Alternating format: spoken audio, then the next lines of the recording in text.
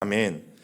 여러분, 우리나라에서 매년 음주운전 적발 건수가 몇 건인 줄 아십니까? 매년 거의 비슷해요. 한 11만 건 정도 된대요. 11만 건 정도. 물론 우리 교인들 중에는 단 한 번도 단속되신 분이 없은 줄 제가 믿습니다. 자, 그런데 굉장히 많았던 때가 2016년이었어요. 얼마였냐면 여러분, 2016년 한 해는요 거의 2배였습니다. 22만여 건. 굉장히 많았죠. 그런데 이 숫자가 많다는 것도 놀라운데 더 놀라운 게 뭐냐면 재발 건수입니다. 이 음주운전 중에 이 11만 건이든 아니면 22만 건이든 여러분, 이 중에 또다시 음주운전으로 걸린 사람이 거의 50%라고 하죠. 대단하지 않습니까? 여러분, 그만큼 한 번 자기가 그 음주운전으로 면허도 정지되고 취소되고 또 벌금도 내고 또 우여곡절을 거치고 난 다음에 여러분, 사람들이 또다시 음주운전을 하게 되어진다는 것이 여러분, 우리를 의아하게 만들지만 여러분, 충격적인 기사는 또 있어요. 사기를 치는 이 범죄자 11만 명 가운데 재범 비율이 8만여 명이래요. 그러니까 여러분, 77%가 사기를 치고 또 사기를 치는 거예요. 그리고 절도를 하는 범죄자들은요 재범 비율이 58%, 그리고 살인과 강도 같은 강력 범죄에 대한 재범률도 여러분 60%에 달해요. 새롭게 범죄를 하는 사람들도 있지만 범죄했던 사람이 또다시 하는 범죄율이 여러분 50%, 60%가 넘어가요. 이 통계들이 우리에게 뭘 말해줘요? 아무리 단속을 하고 아무리 벌금을 내고 아무리 감옥에서 오래 살다 나와도 여러분, 이 죄를 끊는다는 게 그만큼 어렵다라는 것을 우리에게 보여주는 것입니다. 그런가 하면 이 1970년대 80년대에는 상습절도범으로 굉장히 유명했던 분이 있었어요. 여러분, 그 사람이 붙잡혀서요 장작 15년 동안이나 수감 생활을 했습니다. 그리고 이 15년 동안 감옥 생활을 하는 동안에 여러분, 그곳에서 예수님을 만났어요. 얼마나 은혜가 됐는지. 예수님을 만나고 출소하고 나서는 열심히 신학을 공부해서 목사님도 되었어요. 그리고 자기의 어떤 과오들을 반성하면서 여러 교회들을 다니면서 간증도 참 많이 하고 다녔어요. 자, 그런데 많은 사람들이 야, 이제 그 사람이 변화받고 이제 그 사람이 새 사람이 되었구나 라고 생각하면서 이제는 잘 살겠지 하고 생각했던 바로 그 무렵, 또다시 빈집에 들어가 금품을 훔치다가 붙잡혔다는 소식을 저는 뉴스를 통해서 들었어요. 여러분, 그 소식을 듣고 참 씁쓸했던 기억이 있습니다. 왜냐하면 여러분, 오늘 본문에 보면 사사기 16장 이 1절부터 3절까지 이 짧은 절에서 삼손의 행태가 드러나게 되어지는데 여러분, 이 행태가 이 범죄자들의 재범과 똑같다라는 것을 발견했기 때문이에요. 여러분, 삼손은 이미 사사기 15장에서 큰 은혜를 받았습니다. 그 큰 은혜가 뭐예요? 나귀 턱뼈 하나로 블레셋 사람들 1000명을 죽인 다음에 여러분, 그가 너무너무 목이 말랐잖아요. 그래서 그가 하나님 앞에 부르짖어요. 하나님 앞에 부르짖을 때 하나님이 그곳에서 샘물을 터져 나오게 하시고 여러분, 하나님이 주신 샘물로 삼손이 그곳에서 그 목마름을 해결하죠.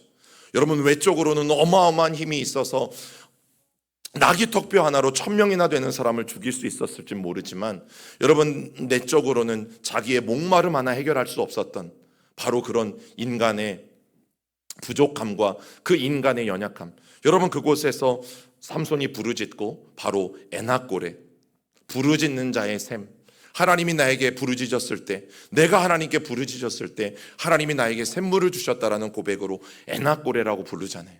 그리고 그곳에서 여러분, 삼손은 기도의 응답을 경험해요. 그리고 하나님이 주시는 이 놀라운 은혜를 여러분, 바로 그 자리에서 누리게 되어졌다는 사실이죠. 여러분, 그런 아름다운 이야기로 이 사사기 15장이 끝난 거예요. 그렇게 하나님의 은혜를 충만하게 받고 하나님의 살아계심을 경험하고 이 사사기 15장이 끝나게 되어져요. 자, 그런데 오늘 이제 함께 읽었던 이 사사기 16장이 시작되자마자 삼손이 보여주는 행태가 사실 기가 차서 말이 나오지 않아요.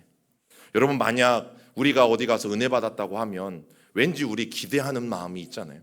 야, 우리 자녀들, 특히 부모님들 자녀들 어디 수련회 보내고 나서 막 은혜 받기 위해서 기도하고 또 2박 3일 동안 수련회 잘하고 오면 와, 은혜 받고 왔다고 그러면 막 뭔가 달라져 있을 것 같고, 그죠? 뭔가 얘가 막 큰 변화가 있을 것 같고 막 이런 기대를 다 가지고 있어요. 여러분, 삼손을 보면서 그런 마음 안 드셨어요? 와, 이제 삼손이 에낙고레에서 드디어, 이것도 난생 처음으로 하나님께 부르짖었잖아요. 난생 처음으로 하나님 앞에 기도한 거잖아요. 그러면 와, 삼손이 이제 변화됐겠구나. 와, 삼손이 이제부터는 정신 차리고 새로운 삶을 살겠구나. 하나님이 나실인으로 그를 구별해서 불러주셨는데 이제는 정말 하나님의 사람답게, 나실인답게 삼손이 그의 인생을 살아가겠구나. 여러분, 이런 기대를 우리가 다 가지고 있어요. 그래서 이 사사기 15장을 읽는 사람이라면 누구나 이런 기대를 가지고 변화된 삼손의 모습을 기대하고 있었을 거예요. 자, 그런데 오늘 16장 우리 1절을 다시 한번 같이 읽어볼까요? 시작. 삼손이 가사에 가서 거기서 한 기생을 보고 그에게로 들어갔더니. 여러분, 이게 무슨 말인지 아세요? 오늘 한글 성경에는 점잖게 기생이라고 번역되어져 있지만 여러분, 영어 성경으로 보면 이건 매춘부예요. 몸을 팔아서 돈을 버는 여인, 한국말로 하면 창녀라고 표현하죠. 여러분, 이 상황이 이해가 되세요? 바로 앞구절에서 여러분, 생생한 하나님의 은혜를 경험했고 그 은혜에 겨워서 에낙고레라고 그 터져나오는 샘물의 이름을 지어줬어요. 여러분, 그 감격을 삼손은 직접적으로 표현한 겁니다. 야, 이거 하나님의 은혜다. 이거 나를 도와주신 하나님의 기적이다. 이거 놀라운 하나님의 역사다. 자, 그러면 그런 영적인 놀라운 경험을 했으니 야, 이제부터는 제대로 나실인답게 살겠구나라는 기대가 여러분, 우리 모두에게 있지 않겠습니까? 그런데 그런 기대를 무색하게 오늘 완전히 옛날로 다시 돌아간 삼손의 모습을 우리는 보는 것 같아요. 아니, 돌아간 정도가 아니라 여러분, 예전보다 더 심해졌어요. 왜냐하면 우리는 삼손을 이미 알고 있어요. 삼손은 어떤 사람? 이미 등장할 때부터 여자 뒷공무니를 쫓아다녔던 사람, 그만큼 여자의 외적인 것과 여자 얼굴에 빠져서 헤어나오지 못했던 삼손이에요. 여러분, 그래도 그때는 딥나에서 만났던 여자는 이방 여인이긴 했지만 창녀는 아니었어요.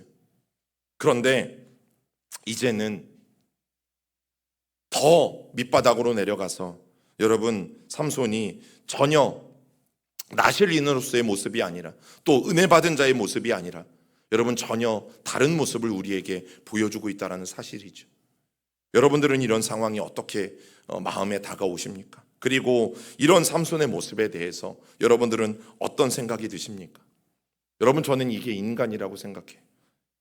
여러분, 음주운전 하다가 적발되고 그렇게 곤욕을 치르고 그렇게 또 감옥살이를 하고 나왔는데도 여러분, 몇 년 지나지 않아서 여러분 또 음주운전을 하게 되어지는 이것이 바로 인간의 실존이죠. 여러분, 이게 인간의 현실적인 문제예요. 감옥에서 은혜 받고 과거의 죄악을 다 청산하고 여러분, 예수 믿고 그리스도인이 되었을 뿐만 아니라 목사가 되었음에도 불구하고 또다시 남의 짐에 답을 뛰어넘을 수 있는 것, 여러분, 저는 그게 인간이라고 생각해요. 왜냐하면 우리 안에 죄성이라는 것이 존재하니까. 어떻게 그럴 수 있어? 야, 어떻게 인간이라면 그럴 수 있어? 여러분, 인간이니까 그런 거예요. 죄성이라는 것을 가진 여러분, 인간이기 때문에 여러분, 또다시 이럴 수밖에 없는 게 인간이에요. 그리고 그게 바로 우리이죠. 그게 바로 납니다. 여러분, 이런 인간의 본성을 너무나 잘 알기 때문에 바울이 어떻게 절규합니까? 오라, 나는 곤고한 사람이로다. 이 사망의 몸에서 누가 나를 건져내랴. 여러분, 그 위대한 바울도, 그 성령 충만한 바울도 오라, 나는 곤고한 사람이로다. 그래서 내 안에도 늘 사망의 법과 생명의 법이 싸운다. 늘 성령의 법과 죄의 법이 오늘도 내 안에서 싸운다. 여러분, 바울도 평생을 저렇게 살아갔어요. 사망의 이 몸에서 누가 나를 건져낼까? 늘 성령의 법과 사망의 법이 싸우는 가운데 바울도 살아갔어요. 여러분, 그래서 은혜 받았다? 와, 은혜가 더 깊어진다? 얼마나 좋은 말이에요. 그런데 이거는 그냥 야, 은혜로 막 펄펄 날아다닌다.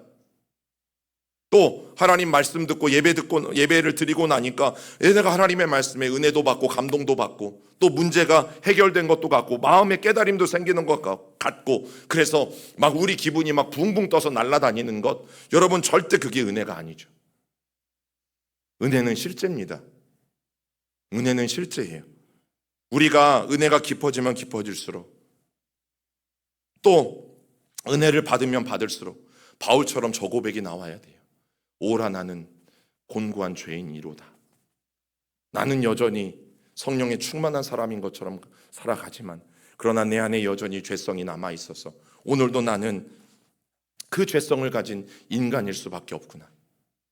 여러분, 이 고백을 할 수 있는 게 은혜를 받으면 받을수록 더 기쁜 은혜 가운데 나아가는 사람이에요. 오늘 우리가 만약 은혜 받았다고 한다면 여러분, 우리의 마음속에 내가 죄인이라는 것, 내 안에 죄성이 존재하는 인간이라는 것을 우리는 깊이 깨달아야 하고, 그러면 거기에서 멈추는 것이 아니라, 그래서 우리는 십자가 앞에 더 가까이, 그래서 우리는 십자가 앞에 더 매달려서 여러분 살아갈 수밖에 없다라는 사실이죠. 여러분, 이게 믿음이 자라는 과정이에요. 그리고 이게 우리의 은혜가 더 깊어지는 과정이에요. 여러분, 우리들 삶에서 요요 현상을 많이 겪지 않습니까? 대표적인 게 다이어트잖아요. 여러분, 이 다이어트가 놀라운 게 뭐냐면 분명히 다이어트를 했어요. 살이 빠졌어요. 근데 얼마 지나지 않아서 다시 어떻게 돼요? 원상태로 돌아와요. 그리고 어떤 사람들은 원상태가 아니라 원상태보다 더 찌는 사람들도 있어요. 여러분, 이래서 다이어트가 놀라운 거죠. 분명히 나는 살을 뺐는데 몇 날 며칠을 지나 보면 원래보다 더 찐 상태가 되어져 있어요. 여러분, 그런데 우리 육신에만 요요 현상이 있는 게 아니에요. 우리 영혼에도 요요 현상이 있다라는 사실이죠. 그렇기 때문에 오늘 본문에서 보이는 이 삼손의 실망스러운 모습을 보면서 여러분, 저는 삼손을 손가락질하고 삼손을 욕하려고 하는 게 아니라 이게 인간이구나, 이게 내 모습이구나 라는 것을 우리는 먼저 깨달아야 하고, 그리고 나도 삼손과 다르지 않음을 여러분 고백하실 수 있어야 합니다. 이런 영적인 요요 현상을 막으려면 가장 먼저는 우리가 우리를 분명하게 아셔야 돼요. 인간이 어떤 존재인지를 여러분 분명하게 직시하셔야 돼요. 그 첫 번째가 무엇인가 하면 우리의 내적으로는, 우리 내면 안에는 모든 사람에게는 여러분 다시 예전으로 돌아가려고 하는 강한 본능이 꿈틀거리고 있다. 여러분, 이 사실을 마음에 새기셔야 돼요. 아무리 내가 기도를 열심히 한들, 아무리 바울처럼 내가 성령으로 충만하고 위대한 삶을 산들, 여러분 모든 사람들에게는 똑같아요. 다시 예전으로 돌아가고자 하는 이 강한 본능이 모든 사람들 안에는 꿈틀거리고 있어요. 여러분, 이것을 가장 먼저는 인정하셔야 돼요. 그래서 요한복음 8장에 보면 가늠하다 잡힌 여인의 이야기가 나옵니다. 그러면서 유명한 주님의 말씀도 나오는데 주님이 뭐라고 말씀하세요? 수많은 그 무리들에게 너희 중에 죄 있는 자가 먼저 돌로 치라고 말씀하세요. 그랬더니 그 말을 듣고 죄가 없는 사람은 없잖아요. 모두가 다 들었던 돌멩이를 버려두고 다시 다 집으로 돌아갔어요. 그런데 여기서 주목하고 싶은 게 뭐냐면, 여러분 한번 상상해 보세요. 이 가늠하다가 붙잡혀온 여자가 이제 맞아 죽게 생겼어요. 자, 그런데 예수님의 한마디에 여기저기 툭툭툭 돌이 떨어지는 소리가 나. 그리고 사람들이 발걸음을 돌려서 집으로 돌아가는 소리가 나죠. 여러분, 벌벌벌 떨고 있다가 이제 내가 돌에 맞아 죽겠구나 벌벌벌 떨고 있다가 여러분이 예수님의 한마디에 벌어지는 이 경황들을 보면서 이 여인이 얼마나 안심이 되고 얼마나 기뻤겠어요. 그렇게 두렵게 떨던 그 여인의 입장에서는 너희 중에 죄 있는 자가 돌로 먼저 쳐라라는 이 주님의 음성이 정말 천군만마와 같았고 놀라운 선포였는데, 여러분 그 말 한마디에 사람들이 다 돌아갔으니, 즉 돌에 맞아서 죽지 않게 되었으니 얼마나 기쁜 일이에요. 자, 그런데 오늘 이 상황에서 예수님이 하신 말씀이 너무너무 중요합니다. 우리 요한복음 8장 10절부터 11절까지를 같이 읽어봅니다. 시작. 예수께서 일어나사 여자 외에 아무도 없는 것을 보시고 이르시되 여자여 너를 고발하던 그들이 어디 있느냐? 너를 정죄한 자가 없느냐? 대답하되 주여 없나이다. 예수께서 이르시되 나도 너를 정죄하지 아니하노니 가서 다시는 죄를 범하지 말라 하시니라. 여러분, 사람들은 다 갔어요. 그래서 예수님 말씀하신, 사람들이 다 갔다 여인아, 더 이상 두려워하지 말고 떨지도 말아라. 그리고 이제 너도 안심하고 가라. 여러분, 이렇게만 말씀하셨다면 오늘 이 말씀의 의미는 그만큼 저는 줄어들 것이라고 생각해요. 그런데 주님이 굉장히 무서운 경고 한마디를 더 하시죠. 가서 다시는 죄를 범하지 말아라. 가서 다시는 너는 이 같은 죄를 범하지 말아라. 여러분, 예수님은 이 여자를 그냥 보내지 않으셨어요. 분명한 경고를 해서 여러분 이 여인을 다시 돌려보내셨어요. 왜 그랬을까? 아까 말씀드린 인간의 본성, 모든 인간들의 내면 안에 있는 바로 그 본성, 다시 원래 죄의 자리로 돌아가고 싶어하고 원래 죄를 짓고 싶어하는 바로 그 본성, 그 죄성을 네가 분명하게 기억하고 또다시 죄의 자리에 나아가지 말 것에 대해서 여러분 예수님은 분명하게 말씀해 주시는 것이죠. 왜냐하면 그게 사람이요, 그게 인간이기 때문에. 여러분 우리도 우리의 문제가 뭔지 잘 아실 거예요. 예배 때 은혜 받아서 가슴이 막 터질 것 같을 때가 있죠. 수련회 때든 부흥회 때든 여러분 너무너무 감격해서 정말 기뻐할 때가 있고 말씀 하나의 깨달음을 얻어서 우리도 모든 죄책감들이, 모든 열등감들이, 모든 부족함들이 다 무너져 내리고 그 하나님이 주신 은혜에 막 취해 있을 때가 여러분 있잖아요. 자, 그러던 나머지 가서 다시는 죄를 범하지 말라고 말씀하시는 이 주님의 경고의 말씀은 잘 들리지 않을 때가 있어요. 너무 그 은혜에만 내가 충만하게 젖어서, 너무 그 기쁨에만 내가 충만하게 빠져서 오늘 이 여인에게 하신 말씀, 가서 다시는 죄를 짓지 말아라고 하시는 여러분 이 음성이 우리의 마음이 새겨지지 않을 때가 있다라는 거죠. 그래서 내가 은혜 받았으니 막 뭐든 다 될 것처럼 의시되고 또 앞으로도 죄를 짓지 않을 것만 같고 뭐든 나는 어떤 유혹들도 다 이겨낼 것 같은 여러분 그런 상황 가운데 놓여 있는 적도 많이 있을 거예요. 여러분 그런데 성경이 분명히 말하죠. 아닙니다. 우리가 죄 사함의 은혜를 받았다면 여러분 뭘 기억하셔야 돼요? 가서 다시는 죄를 범하지 말라고 하시는 이 주님의 분명한 경고, 여러분 이 말씀이 우리의 마음에 새겨져야 돼요. 은혜 받는 것보다 은혜를 유지하는 게 더 중요합니다. 은혜를 받는 것보다 그 은혜를 우리가 지켜내고 끝까지 그 은혜 가운데 살아가는 것이 훨씬 더 중요합니다. 사사기 15장에서 에낙고레의 감격을 누리면 뭐합니까? 한 장을 건너가기도 전에 여러분 이전보다 더 말도 안 되는 죄의 상태로 빠져들어간 이 삼손의 모습을 바라보면서 여러분 나실인으로 태어났지만 그리고 하나님이 나실인으로서 삼손에게 남들이 없는 그 큰 강력한 힘을 주었지만 여러분 창녀와 놀아나는 이 타락의 자리에 빠진 게요 수개월이 지나서가 아니에요. 몇 날 며칠이 지나서가 아니에요. 은혜 받은 직후라는 사실에 여러분 주목하셔야 돼요. 은혜 받았는데 왜 이런 일이 일어납니까? 제가 여주에서 사역할 때 이제 청년 사역을 할 때 이제 하루는 몇몇 청년들이 굉장히 속상해하면서 찾아왔어요. 그래 좀 얘기해봐라. 뭐가 그렇게 속상하냐? 목사님 사실 몇몇 청년들이 무리를 지어서 그때 청년 예배가 토요일 5시였거든요. 그럼 한 7시면 뭐 소그룹도 하고 다 끝나요. 그러면 몇몇 청년들이 무리를 지어서 오늘은 이곳 내일은 저곳 술을 마시러 다닙니다.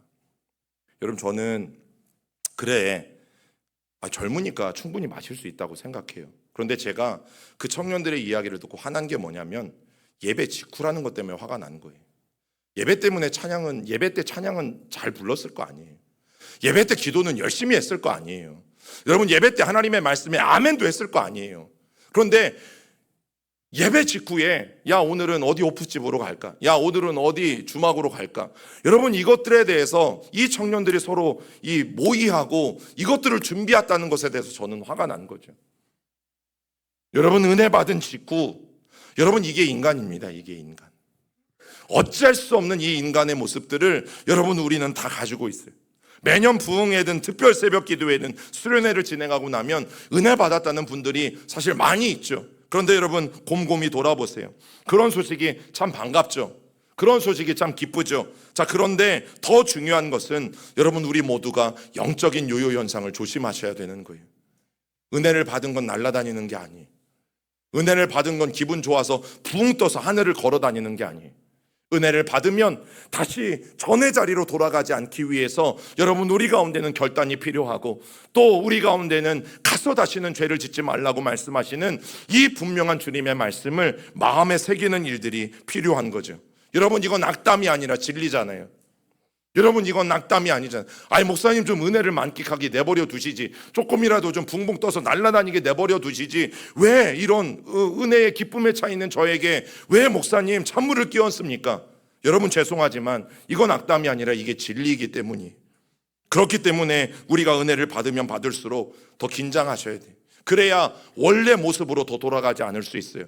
원래 모습보다 더 나쁜 상태로 여러분 삼손처럼 여러분 빠지지 않도록 은혜 다음에는 더 큰 은혜를 구하셔야 돼요. 그 더 큰 은혜가 뭐라고요? 다시 죄의 자리로 돌아가지 않기를 여러분 우리는 하나님 앞에 구할 수 있어야 돼요.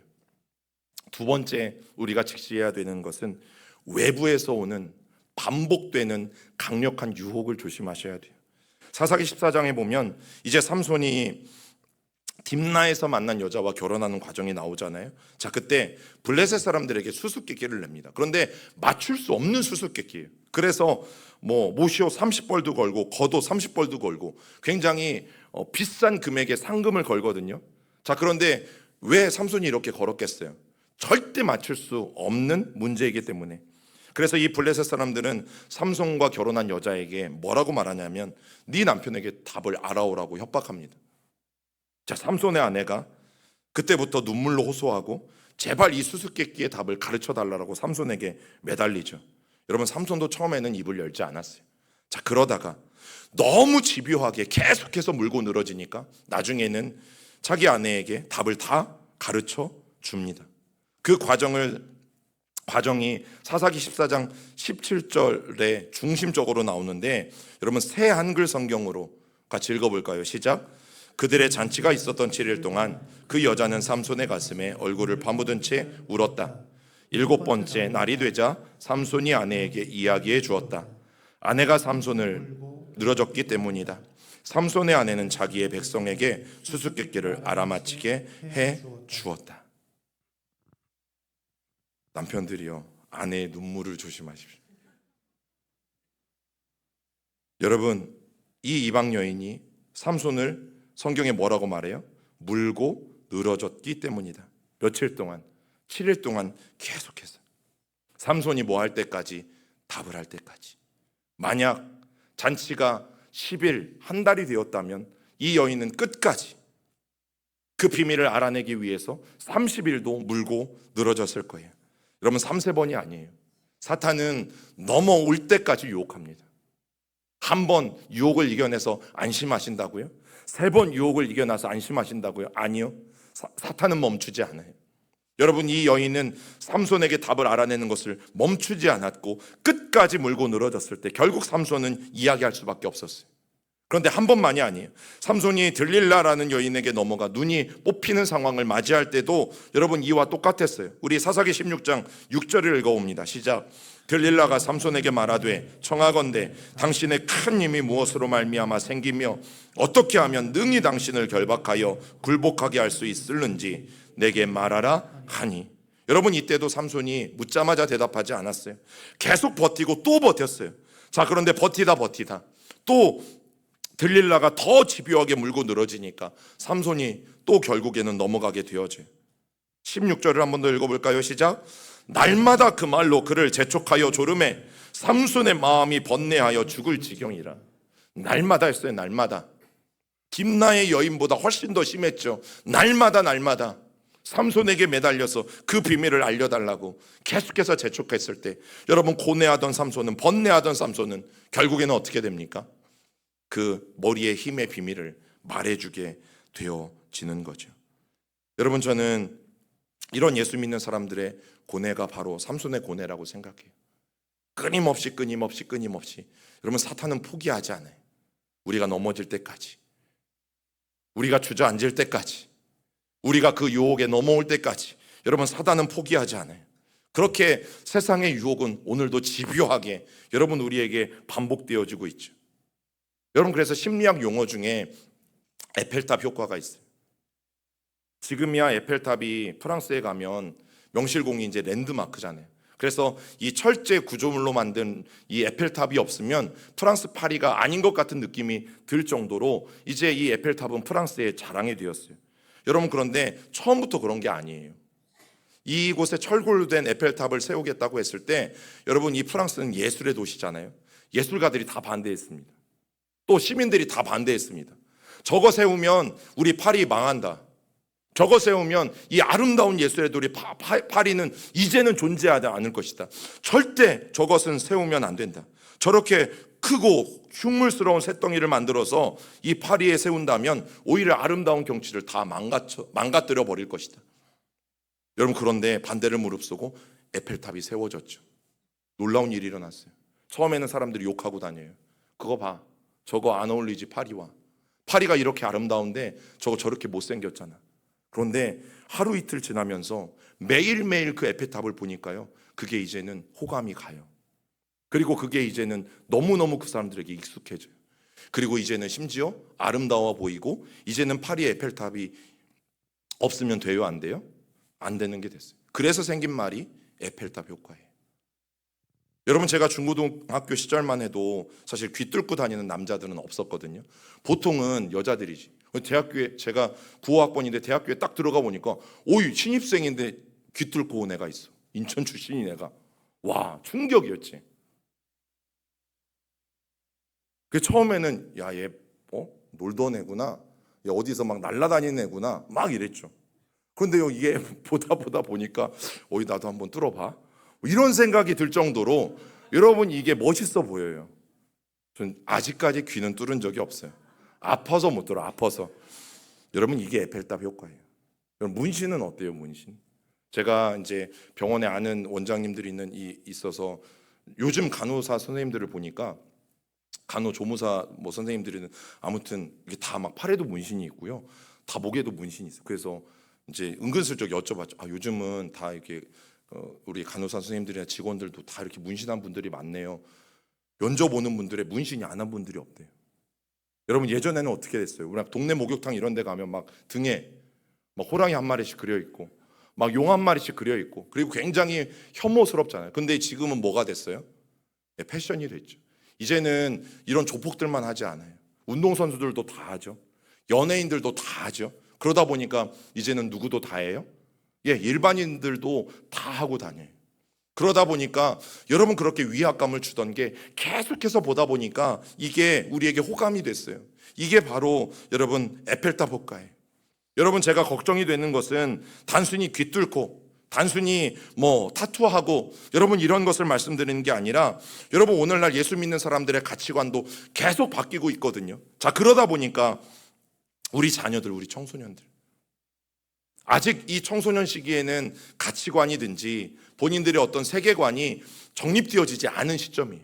그런데 인터넷이든 유튜브든 스마트폰에서 여러분 수시로 이런 것들을 접하게 되어지잖아요.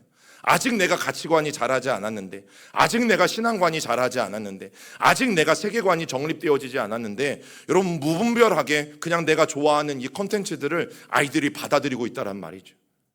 그러면 여러분, 아직 내가 올바른 신앙관이 바로잡지 않은 상황에서 이런 세상적인 것들을 우리 자녀들이 받아들이게 되어질 때 여러분 마음에 염려가 될 수밖에 없는 거죠.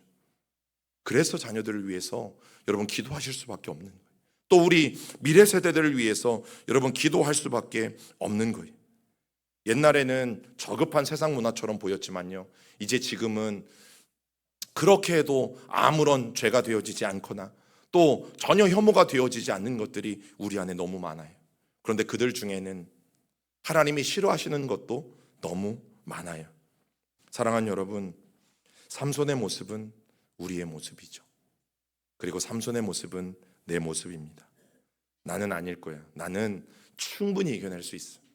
그리고 나는 여전히 매일매일 기도하기 때문에 어떤 강력한 유혹이 와도 나는 그 유혹에 빠지지 않고 내 자신을 잘 지켜낼 수 있어.